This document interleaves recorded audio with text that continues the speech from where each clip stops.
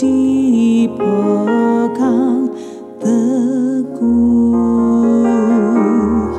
Hatiku berserah penuh, tanganku dipegang teguh.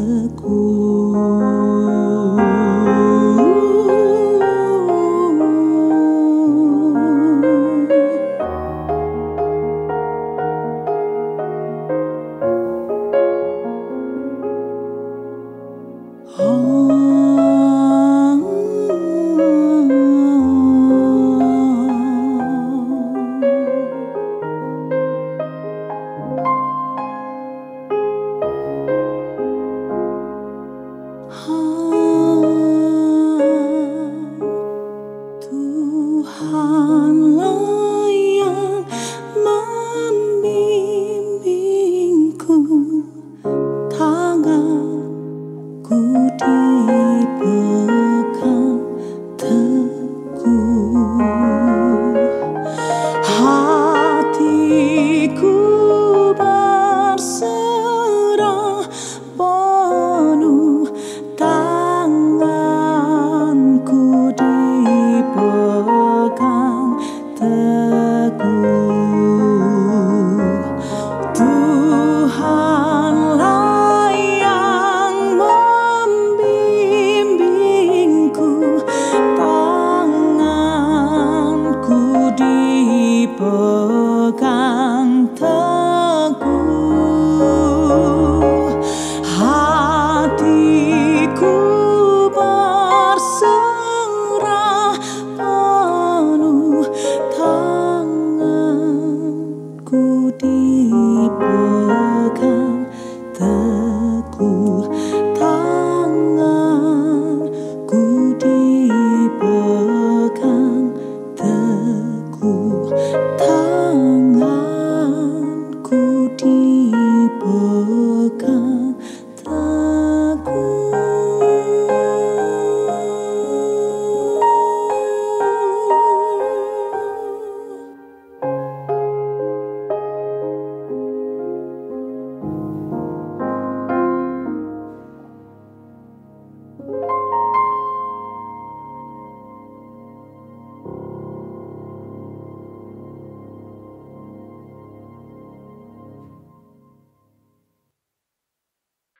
Shalom dan selamat pagi buat GSKI Jemaat Betani Nginden, GSKI Jemaat Betani Manyar, GSKI Jemaat Betani Sukomanunggal, GSKI Jemaat Citraland dan seluruh cabang di sekitarnya.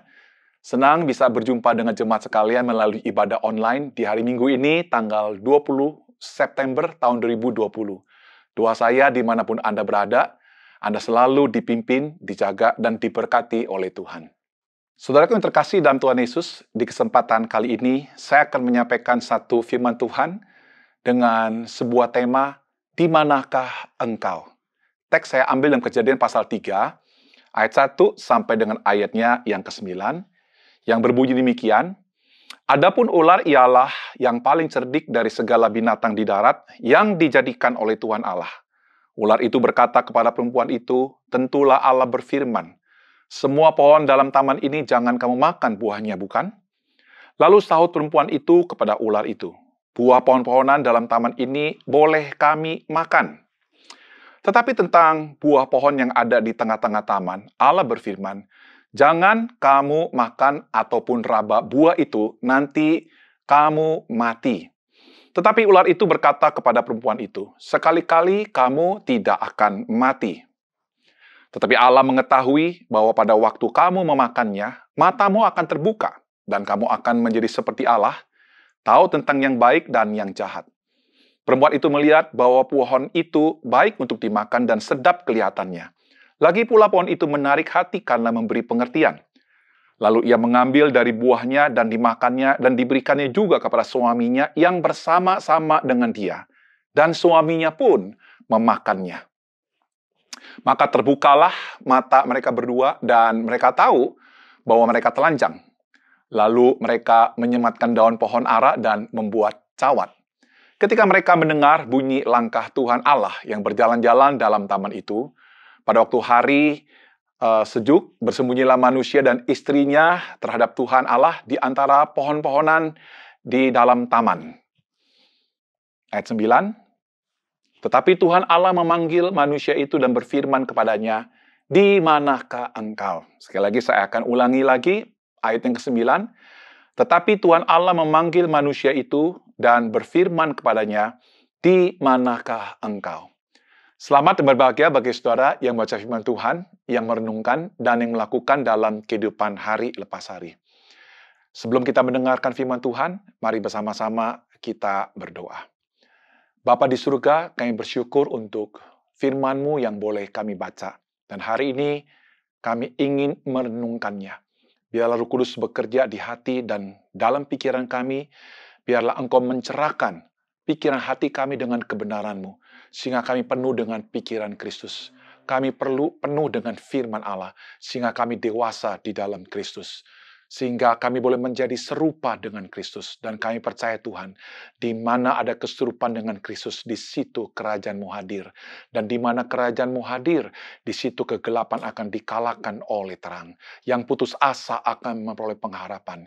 Yang sakit akan disembuhkan. Yang lemah akan dikuatkan. Kami siap menerima firman-Mu ini. Di dalam nama Yesus kami berdoa. Amin. Saudaraku yang terkasih dalam Tuhan Yesus, Kejadian pasal 3 adalah merupakan catatan yang sangat gelap di dalam sejarah kehidupan manusia. Kejadian pasal 3 mencatat ketidaktaatan manusia dan kejatuhan manusia di dalam dosa.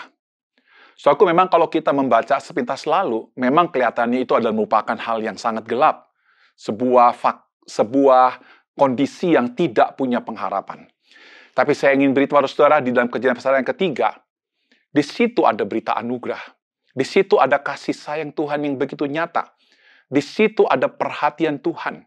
Nah, saudara, di dalam Kejadian pasal 3 ini, salah satu bentuk perhatian Tuhan dan kasih sayang Tuhan yang diberikan kepada Adam dan Hawa dan kepada kita semua, yaitu sebuah pertanyaan, di manakah engkau?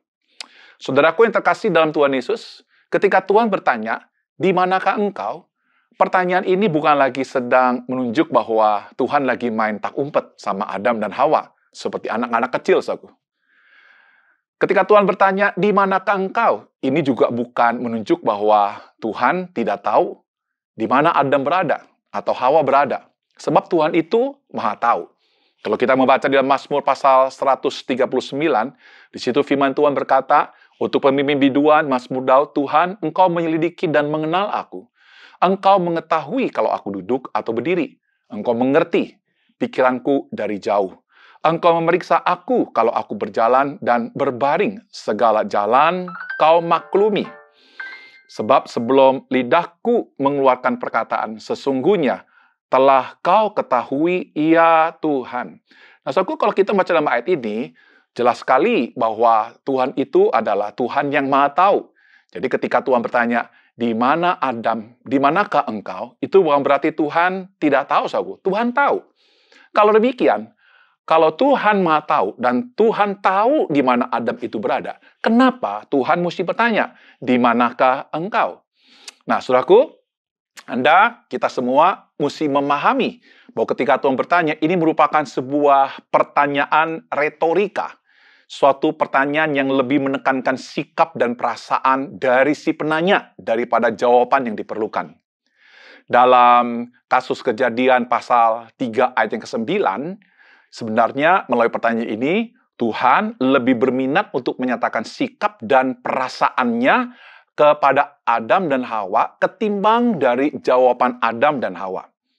Tuhan ingin agar Adam dan Hawa berpikir secara mendalam tentang situasi dirinya ketika tidak mentaati Tuhan. Pertanyaan retorika ini bukan saja ada dalam Kejadian pasal 3 ayat 9. Kita akan menemukan ada begitu banyak pertanyaan-pertanyaan retorika yang Tuhan berikan kepada manusia. Dalam Kejadian pasal 3 saja, kita akan menemukan ada 4 pertanyaan retorika. Dan kemudian pasal 4 juga ada pertanyaan retorika yang Tuhan berikan kepada manusia. Nah, saudaraku yang terkasih dalam Tuhan Yesus, melalui pertanyaan yang bersifat retorika ini, kita akan belajar suatu tentang sikap, tentang hati Tuhan yang Tuhan ingin nyatakan kepada Adam dan Hawa dan sekaligus yang Tuhan ingin juga nyatakan bagi saudara dan saya. Saya ulangi lagi, firman itu berkata, tetapi Tuhan Allah memanggil manusia itu dan berfirman kepadanya, "Di manakah engkau?" Hal yang pertama yang akan kita pelajari suatu adalah, melalui pertanyaan ini, kita akan belajar bahwa Tuhan hendak menyatakan kehadirannya di dalam kehidupan Adam dan Hawa, sekalipun saat itu mereka ada di dalam kejatuhan. Sekalipun saat itu mereka lagi sedang bersembunyi. Sekalipun mereka saat itu lagi sedang ada di dalam kegelapan. Pertanyaan yang menyatakan kehadiran Tuhan. Saudaraku yang terkasih di dalam Tuhan Yesus, ketika Tuhan bertanya, "Di manakah engkau?" Ini bukan pertanyaan yang satu kali, saudaraku. Tapi kalau kita membaca di Kejadian pasal yang ketiga, ayat yang ke-11, kemudian ayat yang ke-13, diulangi lagi 3 kali pertanyaan retorika. "Siapakah yang memberitahukan kepadamu bahwa engkau telanjang? Apakah engkau makan dari buah pohon yang kau larang engkau makan itu?" Kemudian pertanyaan ketiga, "Apakah yang telah kau perbuat ini?" Jadi saudaraku, di dalam Kejadian pasal 3 ini saja, ada 4 pertanyaan retorika yang Tuhan berikan kepada Adam dan Hawa. Saudaraku, ini sebenarnya Tuhan tidak membutuhkan jawaban dari mereka. Saudaraku, di dalam pertanyaan ini, Tuhan lagi sedang menyatakan kepada mereka bahwa aku bukan sekedar Tuhan yang maha ada, tapi Tuhan yang hadir di dalam kehidupan mereka. Saudaraku, apa bedanya Tuhan maha ada atau Tuhan yang hadir dalam kehidupan mereka? Saya memberikan kepada saudara sebuah analogi, saudaraku. Saudaraku, saya adalah seorang yang ada di tengah keluarga saya. Saya belum meninggal, saudaraku. Saudaraku, ketika ditanya kepada istri saya atau kepada anak-anak saya, apakah Pak Hengki masih ada? Pasti jawaban mereka mengatakan ada. Tapi saudaraku, saya ingin beritahu pada saudara, ketika ditanya apakah Pak Hengki hadir atau lagi sedang ada di rumah, sudah tentu jawabannya berbeda dengan pertanyaan yang pertama. Ada dan hadir itu adalah 2 hal yang sangat berbeda, saudara. Saudaraku, ketika saya hadir di tengah rumah, saya memberikan sebuah pertanyaan. Saya berkomunikasi kepada anak saya. Saya bermain dengan anak saya. Kalau cuma ada saja, saudaraku, bisa saja bahwa saya ada di kamar, saya ada di ruang tamu, saya ada di taman, saya ada di dapur, tapi tidak ada interaksi dengan anggota-anggota keluarga saya. Tapi ketika saya bertanya, "Di mana kamu Yosua? Di mana kamu Violina?" Saya bukan sekedar ada, tapi saya hadir dalam kehidupan mereka. Suatu pertanyaan retorika ini bukan saja sebuah pertanyaan yang ada setelah manusia jatuh dalam dosa. Tapi setelah manusia diusir keluar dari Taman Eden, kalau saudara membaca di dalam Kejadian pasal yang keempat, sekali lagi, Tuhan bukan sekedar ada buat kehidupan Kain, ya. Dia adalah Tuhan yang juga hadir dalam kehidupan Kain untuk memperingatkan tentang sesuatu yang berbahaya di dalam dirinya. Kalau saudara membaca Kejadian pasal 4 ayat ke-6, di situ Tuhan bertanya, "Mengapa hatimu panas dan mukamu muram? Apakah mukamu tidak akan berseri jikalau engkau berbuat baik?"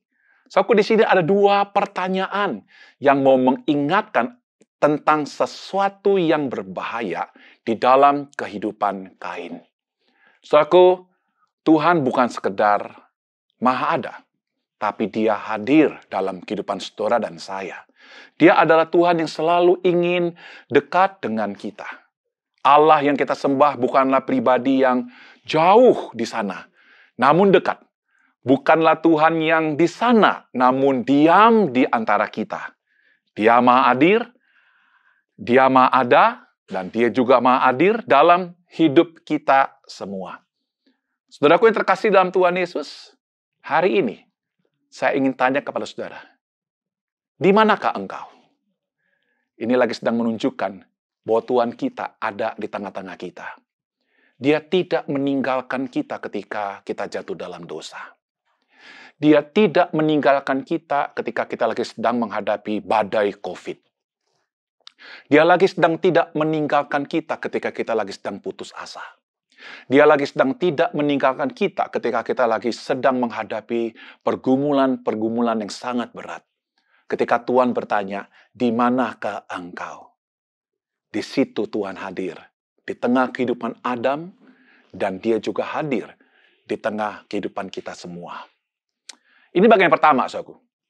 Bagian yang kedua adalah ketika Tuhan bertanya, di manakah engkau? Pertanyaan ini sebenarnya sedang menyatakan kesedihan hati Tuhan. Jadi sebuah pertanyaan yang menyatakan kesedihan hati Tuhan. Saudaraku, kenapa saya sebut ini sebagai pertanyaan retorika yang lagi sedang menggambarkan bagaimana Tuhan mengekspresikan kesedihannya melalui pertanyaan ini. Kalau kita membaca di dalam ayat yang sebelumnya, dari ayat yang ke-9, yaitu ayat 8, ketika mereka mendengar bunyi langkah Tuhan Allah yang berjalan-jalan dalam taman itu pada waktu hari sejuk, bersembunyilah manusia dan istrinya itu terhadap Tuhan Allah di antara pohon-pohonan dalam taman. Saudaraku, yang berjalan-jalan itu di dalam bahasa Ibraninya, dalam bahasa aslinya, dipakai kata mithaleh, yaitu dalam bentuk participle maskulin singular hitpael. Nah, menarik, saudaraku, saya coba ingin kaitkan dengan Septuaginta. Saudaraku, di dalam Septuaginta adalah merupakan perjanjian lama yang dalam bahasa Ibrani diterjemahkan ke dalam bahasa Yunani. Saudaraku, itu dipakai kata peripatontos. Jadi, yang berjalan-jalan itu dipakai kata peripatontos. Saudaraku, peripatontos itu secara parsingnya, ya, itu dalam bentuk participle, present active, genitive, singular, maskulin. Jadi, saudaraku, yang berjalan-jalan di sini itu mempunyai arti sebuah pola yang terus-menerus. Jadi, bukan satu peristiwa. Jadi, ketika manusia jatuh dalam dosa, baru Tuhan berjalan-jalan di tengah taman itu. Bukan dalam pengertian itu, saudaraku. Jadi yang berjalan-jalan artinya sebelum Adam dan Hawa jatuh dalam dosa. Waktu jatuh di dalam dosa. Dan kemudian Adam dan Hawa bersembunyi. Saudaraku, Tuhan berjalan-jalan ini merupakan sebuah pola. Pola yang terulang. Pola yang terus-menerus. Sebuah pola yang menggambarkan suatu hubungan yang intim. Sebuah hubungan yang dekat, yang bukan satu kali terjadi, tapi berulang-ulang. Jadi, saudaraku, kalau kita membaca di dalam Kejadian pasal yang ke-3, ayat yang ke-8, sebenarnya kalau kita membaca ayat ini, saudaraku, Tuhan itu merindukan sebuah keintiman. Tuhan itu selalu ingin dekat dengan manusia yang diciptakannya. Saudaraku yang terkasih, saya seringkali makan bersama dengan anak-anak saya pada malam hari, itu sekitar jam 6 atau jam 7, saudaraku, biasanya pada hari Minggu atau pada hari Senin. Jadi itu merupakan pola yang terulang. Biasanya kalau saya habis pelayanan, saya minta sama anak saya, supaya Vivi, Yosua, Stephanie, agar kita bisa makan bersama-sama. Di sore hari jam 6 atau di malam hari jam 7. Hari Minggu atau hari Senin. Saudaraku, nah, ketika dalam suatu hari Senin misalnya, saudaraku, anak saya tidak datang dan tidak makan bersama-sama dengan saya. Pada saudaraku, di meja makan itulah saya ingin sekali membangun sebuah komunikasi yang erat. Saya ingin mengetahui situasi hati anak saya seperti apa. Saya juga kadang-kadang ingin menceritakan pergumulan dan kita saling sharing, kita saling berkomunikasi, kita saling menguatkan satu dengan yang lain. Saudaraku, coba saudara bayangkan kalau misalnya 1 kali anak saya tidak hadir. 2 kali anak saya tidak hadir. 3 kali anak saya tidak hadir. Saudaraku, sudah tentu hati saya akan sedih. Hati saya akan susah, saudaraku. Dan biasanya ketika ketemu di hari selanjutnya atau saya telepon, saya akan bertanya, Yosua, di manakah engkau? Atau Vivi, di manakah engkau? Atau Stephanie, di manakah engkau? Saudaraku, ini menunjukkan sebuah kesedihan hati saya. Seharusnya waktu itu adalah waktu di mana kita bisa berintim ria. Kita bisa berdekat satu dengan yang lain. Kita bisa saling menguatkan satu dengan yang lain. Tapi tidak ada Yosua di situ. Jadi itu menggambarkan suatu kesedihan di dalam diri saya. Demikian pula saudaraku dengan Tuhan. Saudaraku, ketika Adam bersembunyi, ketika Adam melarikan diri, Tuhan bertanya, "Di manakah engkau?" Ada sesuatu yang terhilang di dalam keberadaan Allah dengan manusia, yaitu keintiman, kedekatan. Saudaraku, kalau kita membaca di dalam firman Tuhan, di dalam bagian yang lain, saudaraku, menunjukkan bahwa Tuhan itu ingin selalu dekat dengan kita. Kalau kita baca Mazmur pasal 73, ayat yang ke-23, di situ firman Tuhan berkata, "Tetapi aku tetap di dekatmu. Engkau memegang tangan kananku." Engkau memegang tangan kananku. Saudaraku, luar biasa. Tuhan ingin dekat dengan kita, saudaraku. Bahkan sampai ingin memegang tangan kita. Itu memakai bahasa anthropomorphos, saudaraku ya. Bahasa kemanusiaan. Kalau kita baca lagi dalam Matius pasal 23, ayat yang ke-37, "Yerusalem, Yerusalem, engkau yang membunuh nabi-nabi dan melempari dengan batu orang-orang yang diutus kepadamu berkali-kali. Aku rindu mengumpulkan anak-anakmu, sama seperti induk ayam mengumpulkan anak-anaknya di bawah sayapnya. Tapi kamu tidak mau." Perhatikan kalimat ini, saudaraku. Sama seperti induk ayam mengumpulkan anak-anaknya di bawah sayapnya. Saudaraku, melalui syair ini, saudaraku, Tuhan lagi sedang hendak menunjukkan kepada umat Tuhan pada saat itu bahwa Tuhan ingin dekat. Tuhan ingin bahwa umat itu bersama dengan Dia, dekat ada di sisinya. Bahkan, saudaraku, kalau kita membaca di dalam Yohanes pasal 17, ayat 21, dan Yohanes pasal 17, ayat yang ke-23, di situ kita menemukan ada sebuah doa, sebuah kerinduan agar manusia selalu intim dan dekat dengan Tuhan. Firman Tuhan berkata seperti ini, "Supaya mereka semua menjadi satu sama seperti Engkau ya Bapa di dalam aku, dan aku di dalam Engkau. Agar mereka juga di dalam kita, supaya dunia percaya bahwa Engkaulah yang telah mengutus aku." Yohanes pasal 17:23, "Aku di dalam mereka, dan Engkau di dalam aku, supaya mereka sempurna menjadi satu." Sekali lagi saya katakan, aku di dalam mereka dan engkau di dalam aku, supaya mereka sempurna menjadi satu. Ada sebuah hubungan yang dekat, ada sebuah keintiman. Itulah yang Tuhan mau buat Adam dan Hawa. Itulah yang Tuhan mau buat kita semua. Jadi, saudaraku, kejadian pasal yang ketiga ini bukan berita tentang hal yang sangat mengerikan. Walaupun memang di situ ada kegelapan tentang kejatuhan manusia. Tapi melalui pertanyaan ini, saudaraku, di situ terkandung sebuah kabar gembira buat kita. Sebuah kabar tentang perasaan Tuhan yang selalu ingin dekat dengan saudara dan saya. Saudaraku yang terkasih dalam Tuhan Yesus, kenapa Tuhan ingin dekat dengan saudara dan saya? Dan kenapa kita bisa dekat dengan Tuhan, saudaraku? Saudaraku, ada seorang teolog berkata seperti ini. Manusia diciptakan menurut rupa dan gambar Allah. Bukan hanya berarti manusia sebagai reflektor dari Allah. Yang lebih penting dari itu adalah agar manusia dapat berelasi dengan intim bersama penciptanya. Berelasi dengan intim bersama dengan penciptanya. Saudara, binatang nggak bisa intim dengan Tuhan. Tumbuh-tumbuhan tidak bisa intim dengan Tuhan. Hanya manusia yang diciptakan menurut rupa dan gambar Allah yang bisa intim dengan Tuhan. Suatu pertanyaan saya pada hari ini adalah, apakah saudara hari ini telah jauh dari Tuhan? Anda telah kehilangan keintiman, kedekatan dengan Tuhan. Hari ini, saya ingin beritahu pada saudara, ketika Tuhan bertanya, "Di manakah engkau?" Ini merupakan sebuah pertanyaan terbuka yang menunjukkan bahwa Tuhan selalu terbuka tangannya untuk kehadiran saudara. Terbuka tangannya untuk memeluk saudara. Terbuka tangannya untuk berdekatan dengan saudara dan saya. Dia adalah Tuhan yang selalu ingin dekat dengan kita. Sekarang kita akan masuk pada bagian yang ketiga. ketika Tuhan berkata, "Di manakah engkau?" Ini merupakan pertanyaan yang menyatakan kebaikan Tuhan. Ini merupakan pertanyaan retorika yang menyatakan kebaikan Tuhan. So, mungkin Anda berkata, di mana kebaikan Tuhan dengan penjelasan yang ketiga?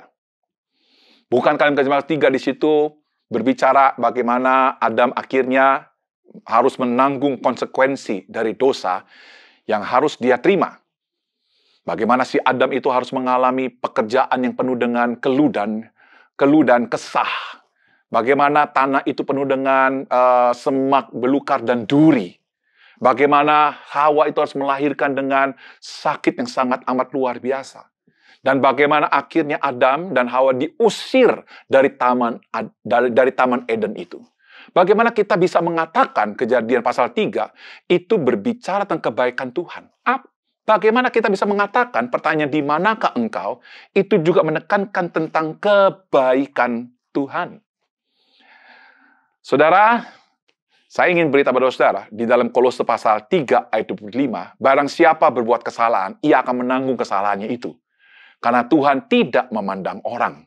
Artinya, saudaraku, memang ketika Adam tidak taat kepada perintah Tuhan, Adam ketika melanggar firman Tuhan, Adam ketika berdosa, dia harus menanggung kesalahannya. Karena Tuhan itu adalah Tuhan yang maha suci, Tuhan yang adil, Tuhan yang tidak bisa kompromi dengan dosa. Setiap dosa, setiap pelanggaran harus menerima konsekuensinya. Tapi begini, saudaraku, Anda mesti membandingkan konsekuensi yang diterima oleh manusia dengan konsekuensi yang diterima oleh setan, malaikat, dan para pengikutnya.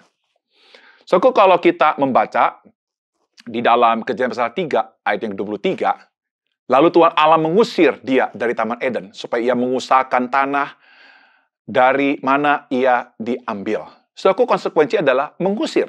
Coba kita bandingkan di dalam 2 Petrus 2 ayat keempat. Di situ firman Tuhan berkata, sebab jikalau Allah tidak menyayangkan malaikat-malaikat yang berbuat dosa, tetapi melemparkan mereka ke dalam neraka, dan dengan demikian menyerahkannya ke dalam gua-gua yang gelap untuk menyimpan mereka sampai hari penghakiman. Anda lihat apa bedanya? Kalau kita membacakannya pasal 3 ayat 23, di situ Adam dan Hawa hanya diusir. Bukan berarti tanpa pengharapan. Tapi kalau kita membaca dalam 2 Petrus pasal 2 ayat keempat, ketika malaikat yang jatuh dalam dosa, ketika malaikat yang berbuat dosa, suatu mereka dilemparkan ke dalam neraka. Dan mereka ada di dalam sebuah penantian, di mana Tuhan menyerahkan mereka ke dalam gua-gua yang gelap untuk menyimpan mereka sampai hari penghakiman. Tidak ada kabar gembira buat mereka. Tidak ada teguran buat iblis dan para pengikutnya. Tidak ada pengharapan sama sekali dari Tuhan kepada para malaikat yang telah jatuh di dalam dosa. Tapi berbeda dengan Adam dan Hawa. Soal kedua Petrus pasal 2 ayat 4 itu tidak dikenakan kepada Adam dan Hawa. Itu yang dikenakan kepada iblis dan para pengikutnya. Saudara, ketika Adam dan Hawa diusir, soku Tuhan memberikan kepada Adam dan Hawa banyak sekali peringatan demi peringatan. Saudara, saya menuliskan sebuah kalimat yang berbunyi seperti ini. Jika iblis dan pengikutnya tidak ada kesempatan untuk diperingatkan ketika jatuh dalam dosa, namun tidak dengan manusia. Walaupun Tuhan harus mengusir mereka, namun Tuhan memberi mereka peringatan-peringatan di luar Taman Eden. Jadi, jangan melihat peringatan Tuhan sebagai kekejaman, namun lihatlah sebagai kebaikan Tuhan buat manusia yang sudah jatuh dalam dosa. So, aku tahu, ada begitu banyak peringatan-peringatan dalam firman Tuhan yang Tuhan berikan kepada manusia, agar manusia sadar dan kembali kepada Tuhan. Roma pasal 6 ayat 23 firman Tuhan berkata, upah dosa ialah maut. Saudaraku, ayat ini, peringatan ini tidak diberikan kepada iblis. Iblis langsung menerima maut setelah dia jatuh dalam dosa.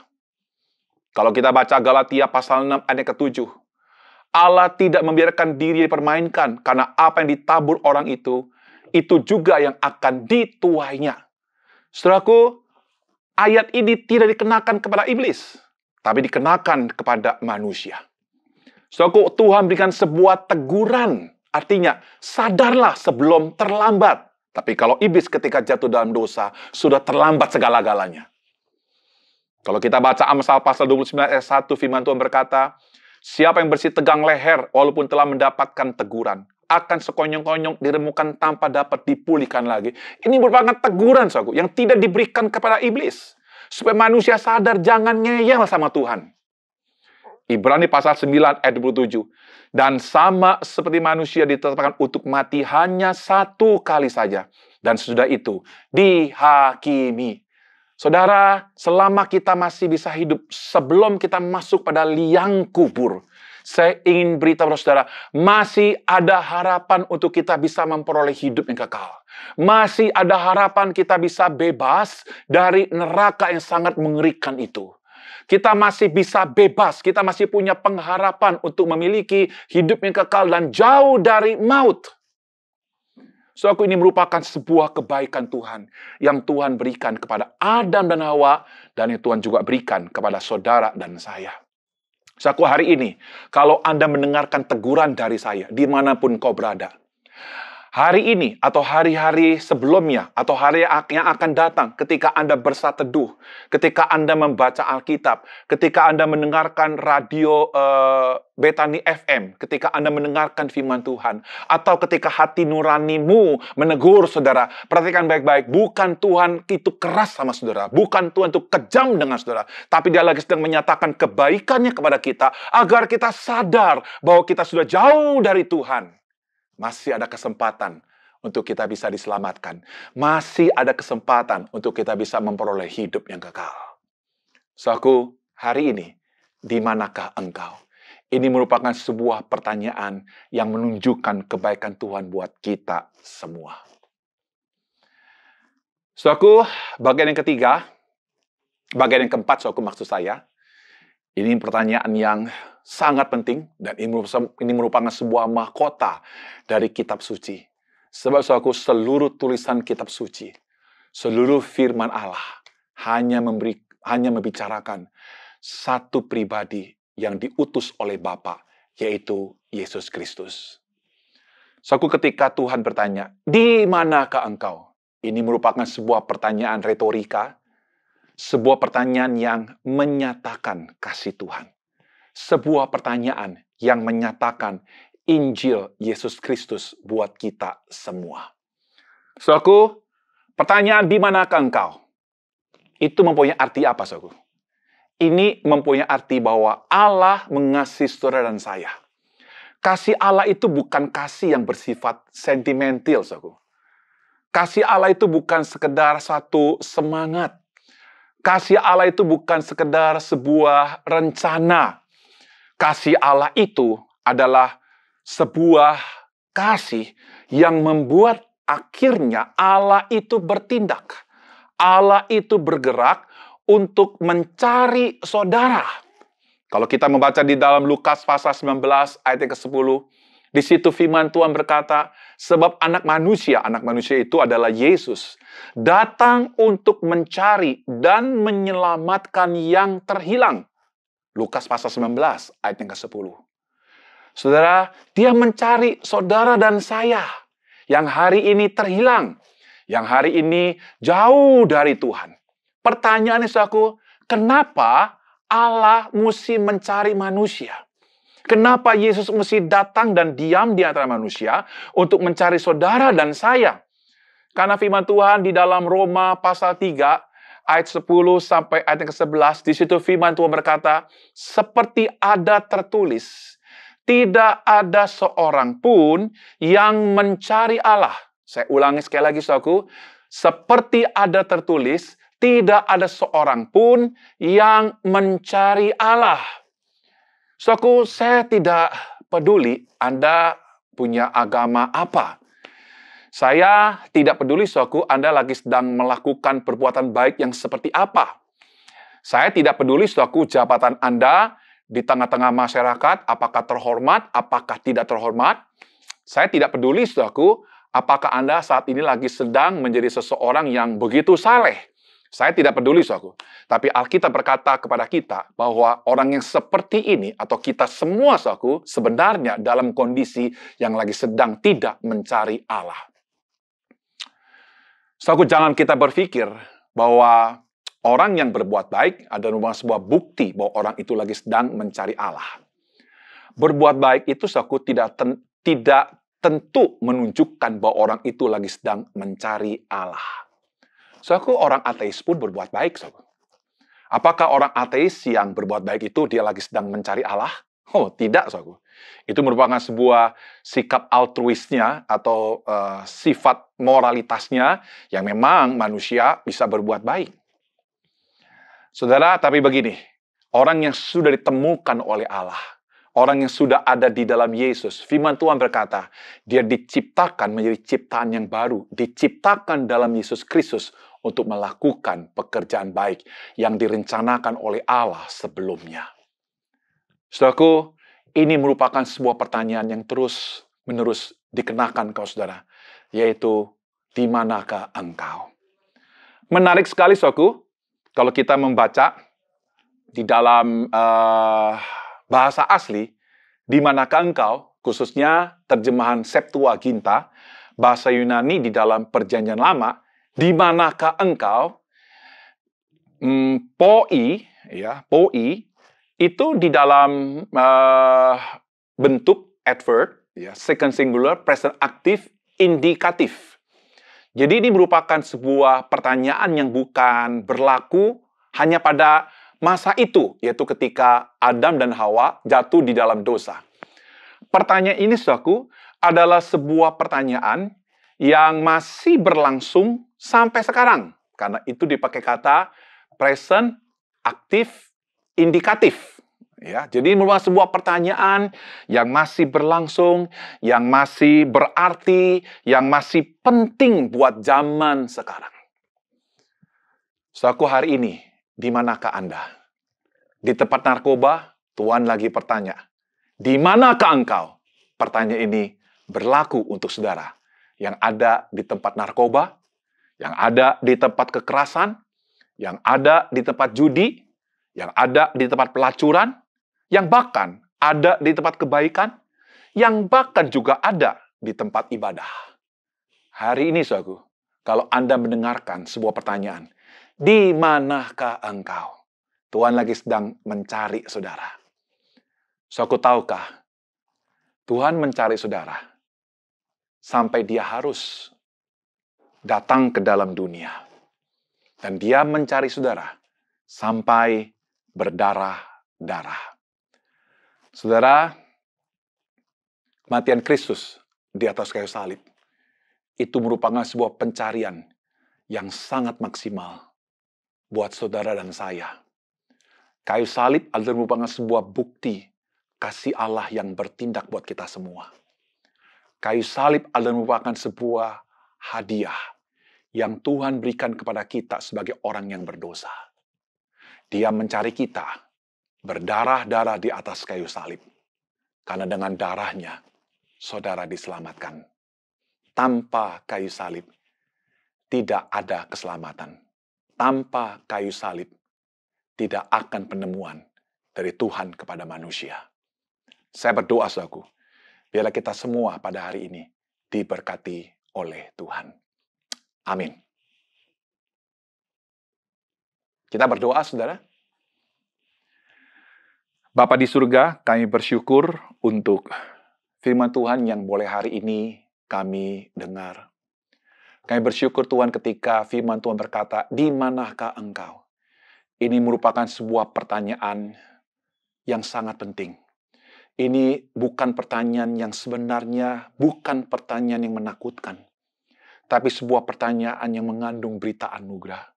Sebuah pertanyaan yang menunjukkan kasih sayang Tuhan. Sebuah pertanyaan yang dimana Tuhan ingin sekali dekat dengan kami semua, dengan manusia. Sebuah pertanyaan yang mengundang keselamatan bagi kita semua. Tuhan, biar setiap kali kami mendengarkan pertanyaan ini. Di manakah Engkau? Biarlah Roh Kudus bekerja di hati kami. Gugahkan hati kami ya Tuhan. Untuk kami membuka diri kami. Ditemukan oleh Yesus Kristus. Terima kasih Bapak.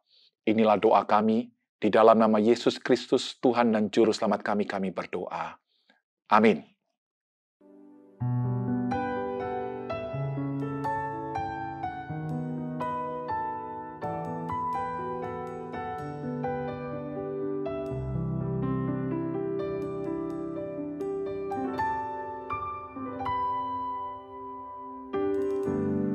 Banyak yang kau perbuat di dalam hidupku, rancangan indahmu terjadi di hidupku. Bapa yang mengerti segala yang ku perlu, kasih-Mu sempurna nyata dan